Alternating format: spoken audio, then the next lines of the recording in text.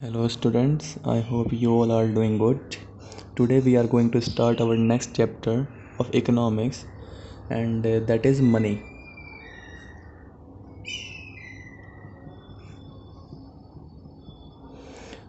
First of all we need to understand what money is. पहले हमें ये जान लेना चाहिए कि आखिर मनी होता क्या है और ये सर्कुलेशन में क्यों आया, ये जो वर्ड है ये आया कहाँ से, ठीक है, from where it is evolved. So basic definition होती है इसकी, money is a medium of exchange. Money is a medium of exchange which is generally accepted and it has a store of value. देखिए money क्या होता है, ये exchanges करने के एक साधन है, ठीक है. Exchanges means selling and purchasing, या बोल सकते हैं हम buying and selling of goods and services. आप सभी जानते हैं कि बिजनेस के अंदर या फिर ट्रांजैक्शंस के लिए हमें एक चीज़ की आवश्यकता होती है, वो क्या होता है, मनी, पैसा.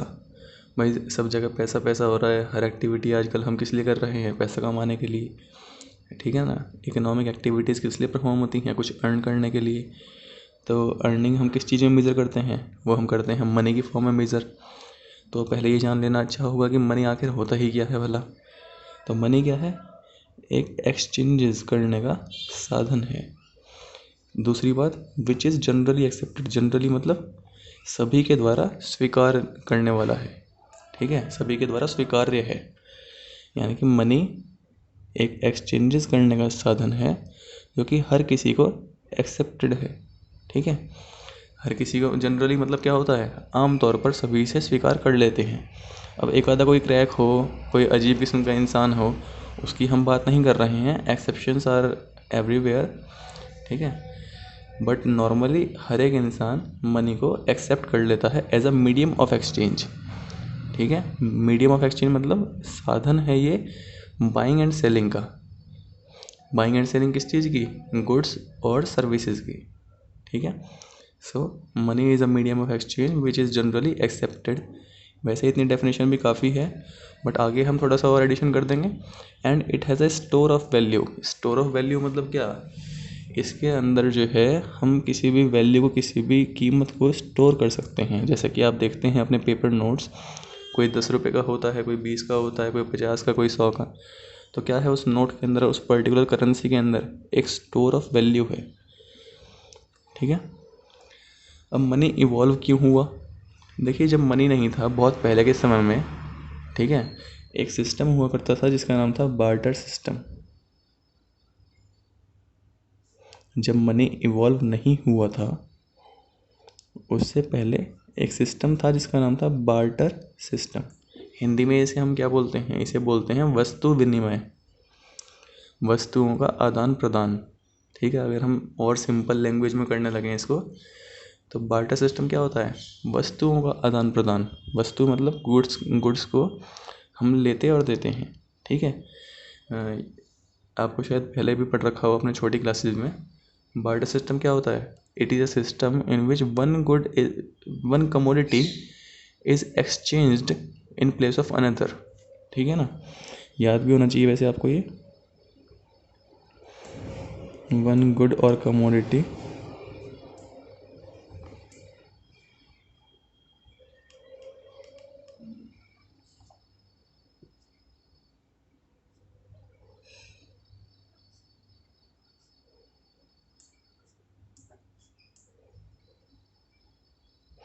यानी कि अगर आपको नीड है चावल की, एग्जांपल वही घिसा पिटा, अगर आपको नीड है चावल की और आपके फ्रेंड को नीड है शूज़ की, तो आप दोनों जो है, कोई मनी का साधन क्योंकि नहीं है हमारे पास, तो अब जो है जिसको चावल की नीड है वो चावल ले लेगा एंड शूज़ दे देगा. ऐसे ही जिसको शूज़ की नीड है वो शूज़ ले लेगा एंड चावल दे देगा, ठीक है. तो बार्टर सिस्टम क्या होता है, हिंदी में इसे बोलते हैं वस्तु विनिमय, और इसके अंदर जो है एक कमोडिटी के बदले दूसरी कमोडिटी को हम एक्सचेंज करते हैं।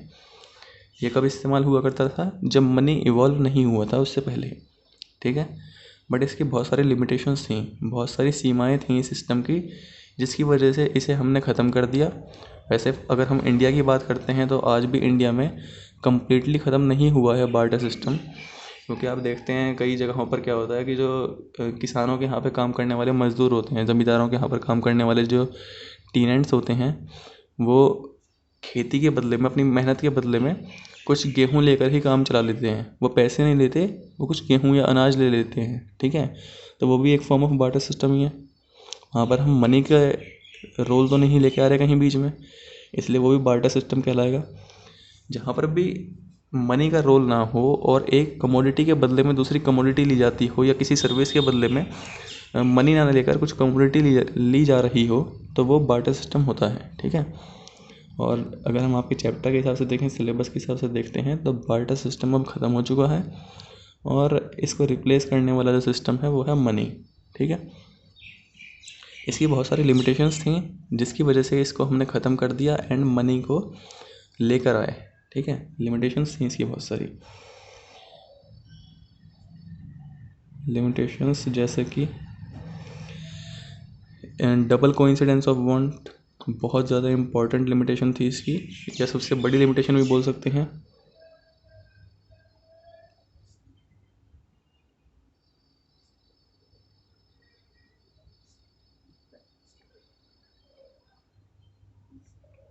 डबल कोइंसिडेंस ऑफ वांट्स का मतलब है कि एक समय के अंदर दो लोगों को पर्टिकुलर उसी चीज़ की नीड होने लगे। जैसे अभी हमने एग्जांपल में कहा कि एक ने शूज़ दे दिए, दूसरे ने चावल दे दिए।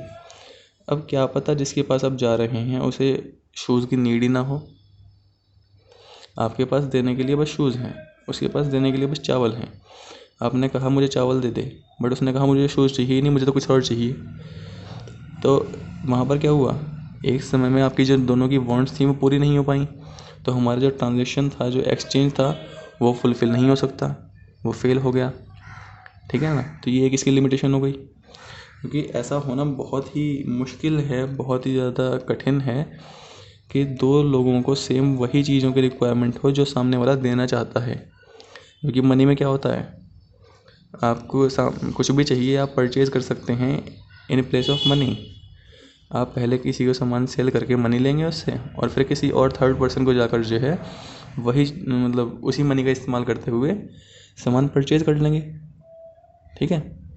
ऐसे ही एक और चीज़ थी डेफिनेशन के अंदर से, ये है पहला मीडियम ऑफ एक्सचेंज है। ये यहाँ पर कोई मीडियम ऑफ एक्सचेंज नहीं था, बार्टर सिस्टम के अंदर कोई मीडियम ऑफ एक्सचेंज नहीं था, ठीक है। एक यहाँ पर था जनरली एक्सेप्टेड, यानी कि हर कोई इसे एक्सेप्ट कर लेता है। वैसे तो इस वाले पॉइंट के अंदर भी आ सकता है, बट यहाँ पर क्या है, नो जनरल एक्सेप्टेंस। हम चाहें तो ये भी ऐड कर सकते हैं इसके लिमिटेशंस के अंदर।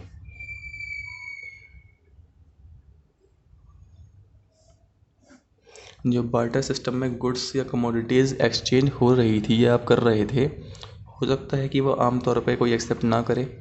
आमतौर पे करने का मतलब क्या हुआ कि आप हर किसी को सेम चीज़ जो है सप्लाई नहीं कर सकते हैं। क्यों नहीं कर सकते, क्योंकि हो सकता है उसको उस चीज़ की नीड ना हो, ठीक है। एंड थर्ड चीज़ में क्या थी, it has a store of value. जो हमारा बार्टर सिस्टम था वहाँ पर वैल्यू को स्टोर करना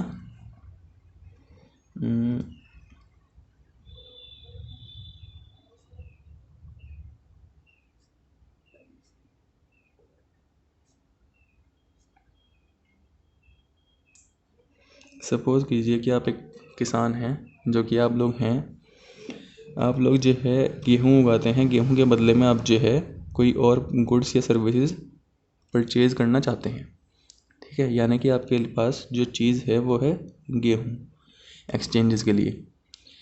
क्या आप बहुत सारे ट्रांजेक्शन्स के लिए या बहुत बड़े अमाउंट के ट्रांजेक्शन्स के लिए गेहूँ को स्टोर कर सकते हैं 3-4 साल, 5 साल, 6 साल? वो तो सड़ जाएगा। अगर आप गेहूँ को स्टोर करने लगें कि मैं तो जो है इसी गेहूँ से ट्रांजेक्शन्स करता रहूँगा आने वाले समय के अंदर, तो क्या आप उसे स्टोर कर सकते हैं? It is not possible. ये संभव ही नहीं है कि आप उसी पर्टिकुलर गेहूँ को स्टोर कर लें, क्योंकि उसकी जो है एक लाइफ होती है, ठीक है। जबकि मनी की कोई लाइफ तो नहीं है, वो तो चलता रहेगा। आप जो है आज 10 लाख रुपए स्टोर करके रख लो और 20 साल बाद आप उनका इस्तेमाल कर सकते हैं, ठीक है ना। और ऐसे ही अगर हमें कहा जाए कि हम वस्तु विनिमय के लिए, बार्टर सिस्टम के लिए कोई एक स्टोरेज बनाएं, तो आप कितना स्टोरेज बनाएंगे। चलो हम एक बार को इग्नोर कर देते हैं कि हमारे जो गेहूँ है वो सड़ेगा, बट आप ऐसा कितना बड़ा स्टोरेज रखेंगे उसके लिए, पॉसिबल नहीं है, ठीक है। तो इसलिए हमने कहा बार्टर सिस्टम के अंदर स्टोर ऑफ वैल्यू पॉसिबल नहीं था। एक दो और लिमिटेशंस होती हैं ऐसी ही। अगर हम बात करते हैं फ्यूचर ट्रांजेक्शन्स की, ठीक है,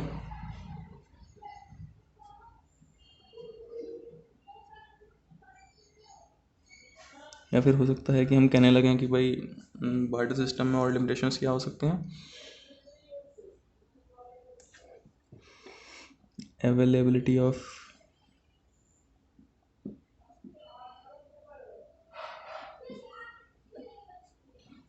लिक्विडिटी अवेलेबल नहीं होती है। लिक्विडिटी मतलब क्या होता है कि आप जो है उस पर्टिकुलर चीज़ को हाथ ही हाथ कन्वर्ट कर सकें किसी और वस्तु के अंदर, या फिर जिस चीज़ की आपको नीड है उस चीज़ में कन्वर्ट कर सकें। ट्रांजेक्शन्स बहुत स्लो हैं क्योंकि डबल कोइंसिडेंस ऑफ बॉन्ड्स होने की वजह से ही। अगर आप चाहते हैं कि मैं अपने चावलों को या गेहूं को किसी और गुड्स में कन्वर्ट कर लूं, तो आपको ढूंढना पड़ेगा, दर दर भटकना पड़ेगा अपना चावल लेकर कि भाई मेरे चावल के बदले में मुझे ये चीज़ चाहिए, वो दे दो, ठीक है। मान लीजिए कि आप चाहते हैं कि आपको मिल जाए बल्ब, ठीक है। आपकी जो रिक्वायरमेंट है वो इस टाइम बल्ब की है, तो आप जो है सड़कों पर तो घूमेंगे नहीं चावल लेके हाथ में कि किसी को बल्ब चाहिए तो मेरे चावल ले लो, ठीक है ना। तो लिक्विडिटी की बहुत ज़्यादा कमी होती है यहाँ पर। जबकि अगर हम मनी की बात करते हैं तो मनी सबसे ज़्यादा लिक्विड एसेट है। लिक्विड एसेट क्या होती है, अगर हम आज की डेफिनेशन के अकॉर्डिंग देखें, something which can be converted into money और इट्स अदर फॉर्म्स इजीली, ठीक है।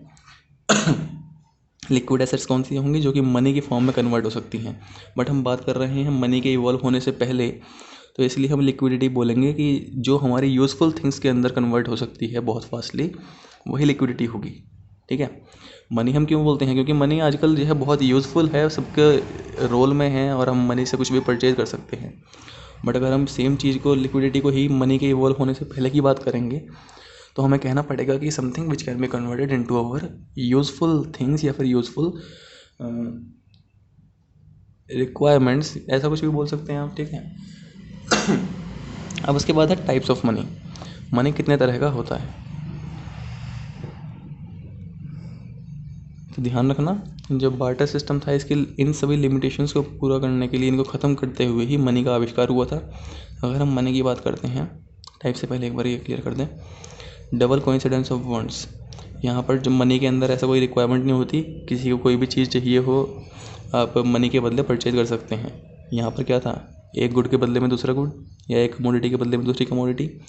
बट मनी से क्या होता है कि आप जो है कोई भी कमोडिटी परचेज करना चाहें तो आप मनी के एवज में या मनी के बदले में एक्सचेंज कर सकते हैं। नो जनरल एक्सेप्टेंस थी यहाँ पर, यानी कोई इसे जनरली एक्सेप्ट नहीं कर रहा था। बट जो मनी है वो हर किसी को स्वीकार्य है। आप किसी को रुपया देंगे तो वो मना नहीं करने वाला है इंडिया के अंदर, तो ठीक है ना, क्योंकि हमारे यहाँ पर जो करेंसी चलती है वो रुपया है। आप किसी को रुपये देने लगें तो ऐसा नहीं है कि वो मना कर देगा आपसे, वो कहेगा कि मैं तो रुपये नहीं ले रहा, मुझे आप जो है चावल दो, ठीक है। नो स्टोर ऑफ वैल्यू, यहाँ पर क्या था कि हम जो है वैल्यू को स्टोर नहीं कर सकते हैं। जबकि रुपया के अंदर, मनी के अंदर जो है, हमारी करेंसी के अंदर एक कागज़ के नोट के अंदर वैल्यू स्टोर भी होती है, और साथ में आप इसे जो है बहुत लंबे समय तक के लिए भी इस्तेमाल कर सकते हैं, ठीक है। फ्यूचर ट्रांजेक्शन्स यानी कि भविष्य वाले ट्रांजेक्शन्स के लिए भी आप इस्तेमाल कर सकते हैं, स्टोर करने की आवश्यकता नहीं पड़ती। लिक्विडिटी, मनी जो होता है, जो हमारी करेंसी होती है, वो सबसे ज़्यादा लिक्विड फॉर्म ऑफ एसेट होती है।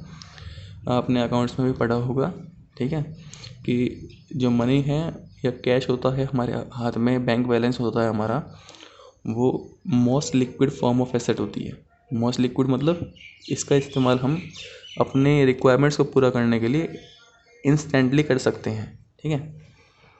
तो ये सारे लिमिटेशंस मनी के अंदर नहीं है, और इसकी डेफिनेशन भी इनसे ही बनी है। It is a medium of exchange that is generally accepted and having a store of value. So coming to the next topic, that is types of money. Broadly हम इसे 4 पार्ट्स में डिवाइड करते हैं. पहला है fiat money, FIAT, fiat money. दूसरा है fiduciary money.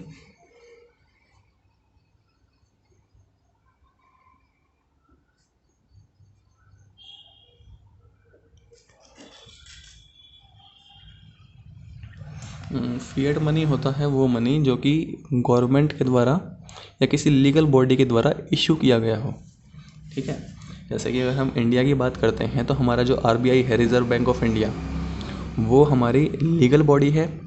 ठीक है. एक स्टैट्यूटरी बॉडी है जो कि जितना भी बैंकिंग ट्रांजेक्शन्स हैं, जो मनी का रोल है, मनी सप्लाई है, इस सबको कंट्रोल करने के लिए बनाया गया. ठीक है. और या फिर हमारी जो गवर्नमेंट ऑफ इंडिया है उसका काम भी, वो भी हमारी भारत की सरकार एक लीगल बॉडी है, एक लॉ के द्वारा बनाई गई बॉडी है. जो भी मनी या जो भी पैसा वो इशू करते हैं, हम मतलब किसी भी देश की गवर्नमेंट इशू करती है, वही फिएट मनी होता है. और इसको साथ में हम लीगल टेंडर भी बोलते हैं. लीगल टेंडर वर्ड आगे लीगल, तो मतलब क्या है कि आपको एक्सेप्ट करना ही पड़ेगा. हमने डेफिनेशन में ही कहा it is a medium of exchange which is generally accepted.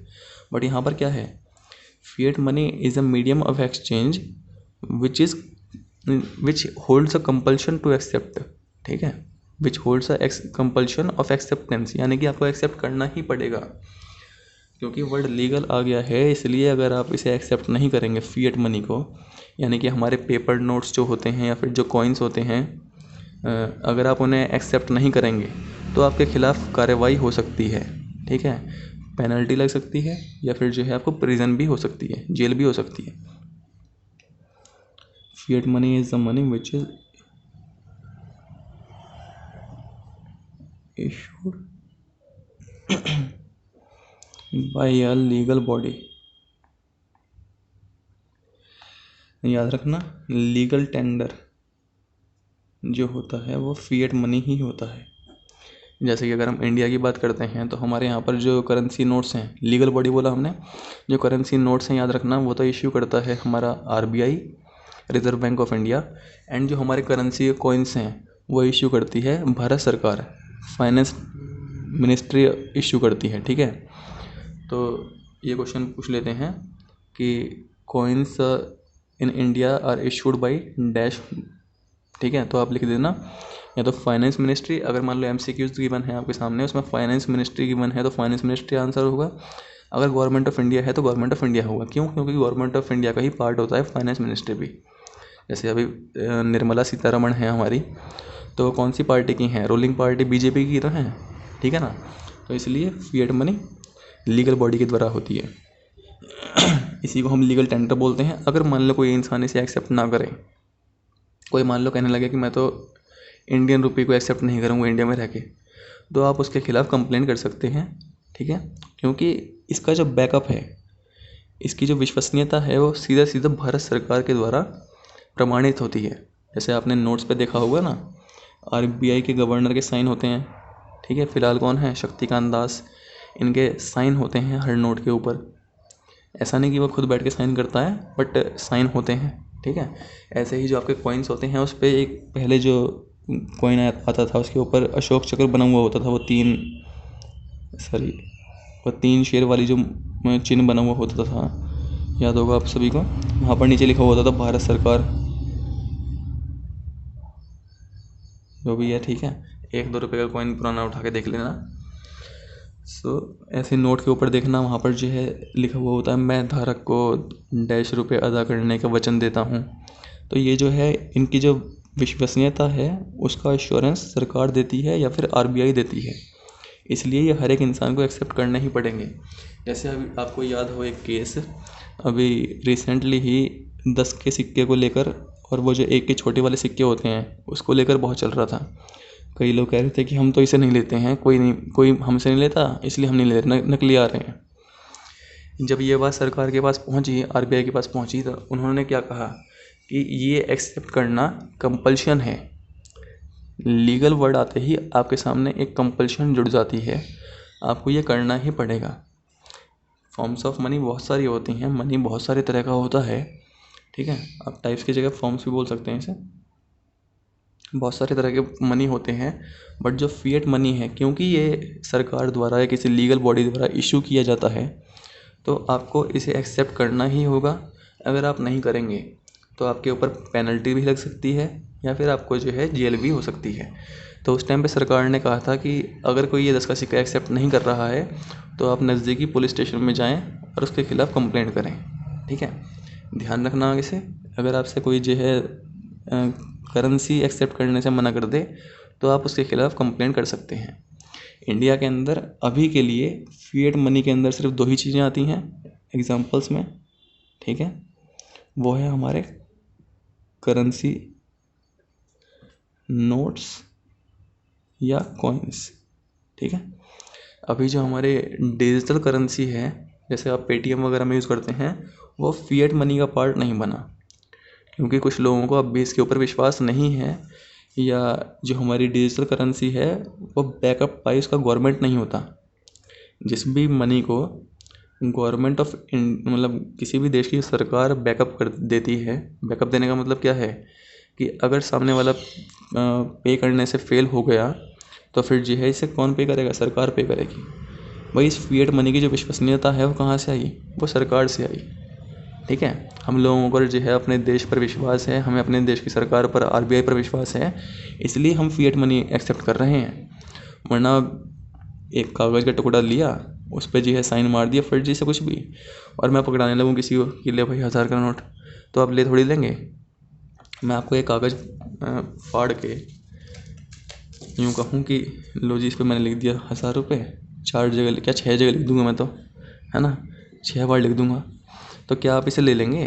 नहीं लेने वाले। क्यों? क्योंकि आपको इस पर विश्वास नहीं है। बट आप इसे क्यों लेते हैं? क्योंकि यहाँ पर गवर्नर के साइन है, भारत सरकार की एश्योरेंस है कि ये जो है इस पर्टिकुलर वैल्यू का नोट है या कॉइन है, ठीक है। दूसरा है फिड्यूशरी मनी। फिड्यूशरी का मतलब ही होता है ट्रस्ट, जिसमें विश्वास की बात कर रहे हैं। देखो, 2 पार्टीज़ होती हैं जब भी हम मनी की बात करेंगे, तो मनी किस लिए इस्तेमाल होता है? एक्सचेंजेस के लिए, ठीक है ना। एक्सचेंजेस मतलब कोई ख़रीदने वाला होगा, कोई बेचने वाला होगा, एक बंदा लेने वाला है, एक देने वाला है, ठीक है ना। एक्सचेंजेस की बात चल रही है। तो फिड्यूशरी में हमने कहा ट्रस्ट। अगर मान लो दोनों पार्टीज़ के बीच में, जो भी 2 पार्टीज़ एक्सचेंज कर रही हैं, अगर उनके बीच में ट्रस्ट होगा तो फिड्यूशरी मनी का एग्जिस्टेंस होगा, अदरवाइज़ ये एग्जिस्ट नहीं कर सकेगा। जैसे कि प्रॉमिसरी नोट्स होते हैं, आपने 11th क्लास में पढ़ा होगा promissory notes, bills of exchange वाले चैप्टर में ही था। तो प्रॉमिसरी नोट्स में क्या होता है, एक कागज़ पर जो है एक पार्टी ने लिख दिया कि I promise to pay this amount to X mister X on date this, यानी कि मैं 3 महीने बाद जो है मिस्टर एक्स को ये अमाउंट 1000 रुपये पे करने का वचन देता हूँ, प्रॉमिस करता हूँ, ठीक है। अगर मान लो मेरे वचन पर उसे विश्वास होगा तभी तो वो इसे एक्सेप्ट करेगा। जो मैं कागज़ पर लिख कर दे रहा हूँ उसको मिस्टर एक्स कब एक्सेप्ट करेगा? जब उसे मुझ पर विश्वास हो, ट्रस्ट हो उसे मेरे ऊपर, फिड्यूशर हो, ठीक है ना। अगर मान लो उसे मेरे पर विश्वास नहीं है तो वो उस करेंसी को वो उस मनी को एक्सेप्ट करने के लिए, उस पेपर को एक्सेप्ट करने के लिए, उस नोट को एक्सेप्ट करने के लिए बाध्य नहीं है। जैसे कि यहाँ पर जो है फिएट मनी के अंदर उसे कंपल्सरीली एक्सेप्ट करना ही था, बट यहाँ पर जो है कोई कंपल्शन नहीं है। अगर ट्रस्ट है तो एक्सेप्ट होगा, अदरवाइज़ नहीं होगा। तो हम कह सकते हैं ये जो फॉर्म ऑफ मनी है म्यूचुअल ट्रस्ट पर बना हुआ है। इसके एग्जांपल्स क्या हो सकते हैं? जो बैंक के चेक होते हैं वो भी प्रॉमिसरी नोट्स भी हो सकते हैं, और भी बहुत सारे बैंक ड्राफ्ट्स हो सकते हैं। अगर आप एक बिजनेसमैन हैं, ठीक है, आप सप्लाई करते हैं रॉ मटेरियल्स किसी दूसरी फर्म के अंदर, वो जो आपका पार्टनर है जिसको आपने सप्लाई की, अगर आपको चेक देने लगे तो हो सकता है कि वो आपकी मर्ज़ी के ऊपर है। अगर आपको विश्वास है उस बंदे के ऊपर, मान लो आपका कोई पुराना कस्टमर है, तो आप उसका चेक एक्सेप्ट कर सकते हैं। बट अगर आपको उस पर विश्वास नहीं है, आपको लगता है कि ये मारगिर इंसान है, हो सकता है कि जो चेक दे रहा है वो फर्जी हो, तो आप साफ साफ मना कर सकते हैं। फिड्यूशियरी मनी में आप मना कर सकते हैं। क्यों? क्योंकि आपके अंदर म्यूचुअल ट्रस्ट नहीं है। अगर आपका ट्रस्ट है सामने वाले के ऊपर, तो आप उसका चेक ईजिली एक्सेप्ट कर लेंगे। बट फिएट मनी में क्या था, अगर आपको जो है कोई आपके सामान के बदले में करेंसी नोट्स या कॉइन्स देता है, तो आपको एक्सेप्ट करने ही पड़ेंगे। आप मना नहीं कर सकते किसी भी केस में। ठीक है। ऐसे ही प्रोमिसरी नोट्स में अगर कोई आपसे कहता है मुझे उधार सामान दे दो, मैं आपको प्रॉमिस करता हूँ 3 महीने बाद देने की, तो आप उधार सामान कब देंगे? वो साइन करके दे, कुछ भी करके दे, आप फिर भी जो है उसकी बात कब मानेंगे? जब आपको विश्वास हो। विश्वास के बिना आप नहीं मानने वाले। ठीक है। सो जितने भी हमारे बैंक ट्रांजेक्शन से जुड़े हुए करेंसी होती है, वो सभी फिड्यूशियरी मनी का पार्ट है। क्या पता वो आपको चेक दे दें बट उसके अकाउंट में पैसे ही ना हो। ठीक है ना। तो इसलिए इन सब से बचने के लिए अगर आपको किसी पर ट्रस्ट है तो आप इसे एक्सेप्ट करें, अदरवाइज़ आप एक्सेप्ट ना करें। अब देखो एक और बात है, जो हमारा फिएट मनी होता है, क्योंकि ये सरकार के द्वारा इशू किया गया है, सरकार के जो रिज़र्व हैं उनसे सीधा सीधा कनेक्टेड है। ठीक है। दूसरी बात ये जो है, अगर हम अब की बात करते हैं 1971 के बाद की, पूरे वर्ल्ड ने फिएट मनी की जो फॉर्म है उसे एक्सेप्ट कर लिया है अपने यहाँ पर। यानी कि हर देश के पास अपना एक करेंसी है, या फिर जो है वो किसी करेंसी को मोड ऑफ एक्सचेंज मानते हैं या लीगल टेंडर मानते हैं। ठीक है। इस बात को ध्यान में रखते हुए इसके ऊपर जो है, जो इन्फ्लेशन और डिफ्लेशन होता है, महंगाई और मंदी वाला जो कॉन्सेप्ट है, वो फिएट मनी के ऊपर अप्लाई होता है। वो कैसे? आप बेसिक सा रूल जानते हैं कि अगर मान लीजिए किसी चीज़ का नंबर ऑफ करेंसी ज़्यादा हो जाए, ठीक है, करेंसी ज़्यादा हो जाए, मैंने पहले आपको बता भी रखा है, अगर करेंसी हमारे कंट्री के अंदर बहुत ज़्यादा सर्कुलेट हो जाए तो लोगों के पास पैसा ज़्यादा होगा। सबको इशू, मतलब क्योंकि ये इशू किया है सरकार ने, तो सबके लिए एक्सेप्ट करना कंपलसरी है। सबके पास पैसा ज़्यादा होगा, वो उसे खर्च ज़्यादा करेंगे।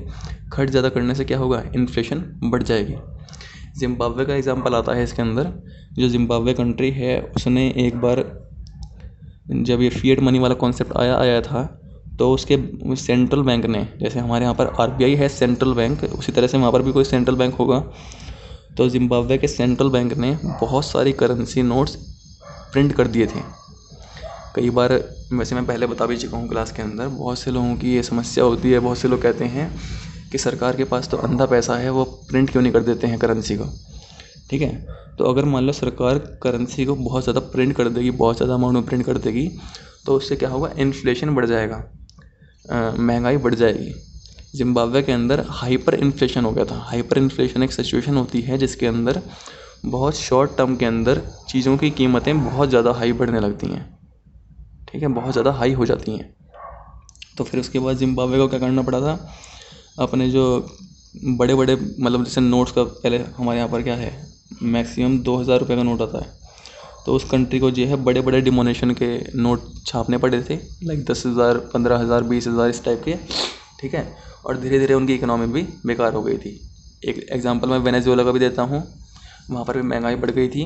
क्यों? क्योंकि जो है बहुत ज़्यादा करेंसी नोट्स प्रिंट कर दिए थे। तो फिएट मनी जो है कनेक्टेड होता है इन्फ्लेशन और डिफ्लेशन से भी। अगर कंट्री के अंदर बहुत ज़्यादा फिएट मनी सर्कुलेट हो जाए, तो इससे क्या होगा? लोगों की परचेजिंग पावर बढ़ेगी। परचेजिंग पावर बढ़ने की वजह से वे खर्च ज़्यादा करेंगे। खर्च ज़्यादा करेंगे तो हमारे यहाँ पर जो है महंगाई ऑटोमेटिकली बढ़ जाएगी। ठीक है। और फिएट मनी कितना है सर्कुलेशन में, उसी से हमारा डिसाइड होता है कि जैसे आप देखते हैं रुपये की वैल्यू डॉलर के कंपैरिजन में कितनी है, एंड ये सब। ठीक है, बात का कॉन्सेप्ट है। फिलहाल के लिए याद रखना, fiat money which is issued by a legal body और अथॉरिटी, ठीक है, that is government of India and RBI in case of India. And examples of fiat money in India are currency notes and coins. Currency notes are issued by RBI, which is our central bank, and coins are issued by Government of India, ठीक है, या फिर finance ministry. Fiduciary money is the money which is accepted on mutual trust ठीक है। इसमें जो है acceptance तभी होगा जब जो है म्यूचुअल ट्रस्ट हो। इसके एग्जांपल्स हो सकते हैं bank cheques, bank drafts, promissory notes या और भी बहुत कुछ, ठीक है। यहाँ पर भी फिड्यूशरी है, बट किसका? भारत सरकार का, इसलिए वो अलग केस बन जाता है। थर्ड मनी होता है, वैसे ये दोनों एक कैटेगरी थे। थर्ड है full bodied money,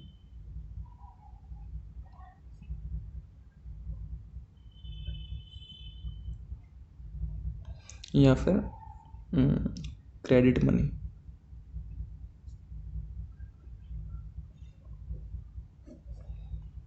full bodied money का वैसे एक और नाम होता है, बट आपके बुक में नहीं है, कमोडिटी मनी।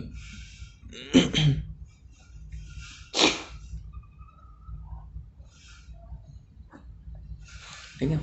तो फुल बॉडीड मनी में क्या होता है, जो हमारा इंट्रिंसिक वैल्यू ऑफ कमोडिटी है, कमोडिटी मतलब जिस चीज़ से वो मनी बना हुआ है।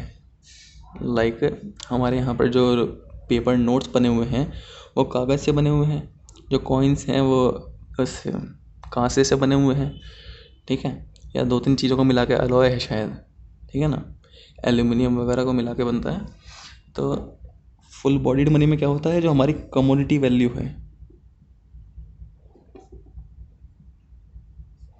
वो इक्वल होती है एक्चुअल वैल्यू ऑफ मनी। यानी कि जितना रुपये उसके ऊपर लिखा हुआ है, 10 रुपये लिखा हुआ है मान लो उस कॉइन के ऊपर, तो उसको अगर आप पिघला के बेचते हैं, किसी और फॉर्म में बेचते हैं, कॉइन की फॉर्म में नहीं बेचते हैं, तब भी उसकी वैल्यू 10 रुपये ही रहेगी। जैसे कि पहले गोल्ड और सिल्वर के कॉइन्स चला करते थे, ठीक है, या मान लो गोल्ड और सिल्वर के कॉइन्स बनने लगे हैं, तो उसमें हम फुल बॉडीड मनी बोल सकते हैं। फुल बॉडीड का मतलब क्या है कि हमारा जो कमोडिटी की वैल्यू है, अगर आप उसे रुपये से अलग किसी और फॉर्म में भी बेचना चाहें तो भी वो उतने का ही बिकेगा, उसकी जो मार्केट वैल्यू है वो उतनी ही है।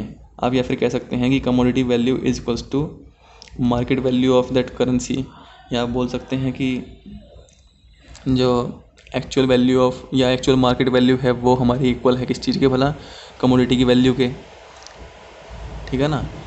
इस करेंसी के अंदर, इस मनी के अंदर हमारी जो जिस चीज़ से वो बनी हुई है, जिस मेटल से बनी हुई है, जिस धातु से वो बनी हुई मनी है, उसकी वैल्यू और उसकी मार्केट वैल्यू दोनों हमेशा इक्वल होते हैं। जबकि क्रेडिट मनी क्या है, उधार का मनी। उधार का मनी मतलब क्या, कमोडिटी वैल्यू यहाँ पर लेस होती है, is less than market value. जैसे कि हमारा फिएट मनी है वो इसका पार्ट है, क्रेडिट मनी का पार्ट है, ठीक है। अगर हम गोल्ड कॉइन्स की, सिल्वर कॉइन्स की बात करते हैं जो पहले के टाइम में चला करते थे, वो फुल बॉडीड मनी हुआ करता था, ठीक है। और कमोडिटी मनी क्यों कहते हैं इसे, क्योंकि ये बहुत पहले इंडिया में चला करता था। जैसे कि स्पाइसेस के बदले में ले लिया कुछ, इंडिया जो है स्पाइसेस के बदले में बहुत सारी चीज़ें ट्रेड करता था। आप सभी ने शायद सुना हो कि इंडिया स्पाइसेस का एक्सपोर्टर था। तो इंडिया में जो कमोडिटी थी एक्सचेंजेस के लिए या मनी की तरह इस्तेमाल होती थी, वो स्पाइसेस थी, कि मतलब इतने grams of spice is equals to the, मतलब जो भी होता होगा, ठीक है। बट यहाँ पर क्या होता है कि कमोडिटी वैल्यू जो होती है किसी भी जिस चीज़ से वो बना हुआ मनी है, क्योंकि देखो मनी क्या है, वो कुछ भी हो सकता है, बस हमें एक्सेप्ट करना चाहिए या उसकी जनरल एक्सेप्टेंस होनी चाहिए। वैसे ही अगर हम फुल बॉडीड मनी की बात करते हैं तो यहाँ पर वो स्पाइसेस भी हमारा मनी हो सकता है, अगर मान लो सामने वाला उसे एक्सेप्ट कर ले तो, ठीक है। क्योंकि ये स्पाइसेस पूरे वर्ल्ड की नीड थी और इंडिया उसका सबसे बड़ा एक्सपोर्टर था, तो उस टाइम पे स्पाइसेस ही हमारे लिए मनी का काम कर रहे थे। उसमें क्या है, कमोडिटी वैल्यू जो है, यानी कि स्पाइसेस की वैल्यू है, वो इक्वल होती है जो जिस एवज में हम उसे एक्सचेंज कर रहे हैं, ठीक है। जैसे अगर मान लो हम कहें जो 10 रुपये का हमारा कॉइन है, अगर आप इसे मेल्ट करने लगें या इसको पीट पाट के इसका 10 रुपये मिटा दें, उसके बाद भी ये उतने ही रुपये का बिक जाएगा, तो हम बोलेंगे वो फुल बॉडीड मनी है, ठीक है। लाइक गोल्ड और सिल्वर कॉइन्स के केस में हुआ करता था। आजकल भी जी है ऐसे नोट्स बनते हैं, जैसे आपने शायद देखा हो सिल्वर के, शादी वगैरह में बहुत इस्तेमाल होते हैं ये जो सिल्वर के नोट्स बनाते हैं, मतलब सेम से होंगे बट ख़ास बात क्या होती है उसकी, शो के लिए चांदी के बनते हैं वो, ठीक है। जितने रुपए की, मतलब अगर मान लो 1000 रुपये की चांदी जितने ग्राम है उतने ही रुपए का उसे नोट की शक्ल दे देंगे और उसे चलाते हैं, तो वो फुल बॉडीड मनी है, ठीक है। आजकल ये इतने सर्कुलेशन में नहीं रहे, बस ऐसे ही शोबाजी के लिए इस्तेमाल कर लेते हैं कुछ लोग, ठीक है। और जो क्रेडिट मनी है वो क्या होता है, जिसमें हमारी कम्युनिटी वैल्यू कम होती है मार्केट वैल्यू से। यानी कि अगर मान लो आप उस करेंसी को सेल करना चाहें मार्केट में उसकी फॉर्म चेंज करके, तो आपको सेम वैल्यू नहीं मिलेगी। क्योंकि अगर हम अपने नोट्स देखते हैं, कागज़ का टुकड़ा है, अगर आप जो है इस कागज़ के ऊपर से ये लिखाई टाई मिटा दें, नोट फट जाए, इसके अंदर की आप सिल्वर निकाल लें, तो इसकी जो वैल्यू है वो बहुत कम हो जाएगी, कुछ पैसे हो जाएगी, ठीक है ना। तो इसलिए हम इसे बोलते हैं क्रेडिट मनी। आज के लिए इतना ही। कल जो इसमें मेन टॉपिक है मनी सप्लाई, वो स्टार्ट करेंगे। आज के लिए थैंक यू।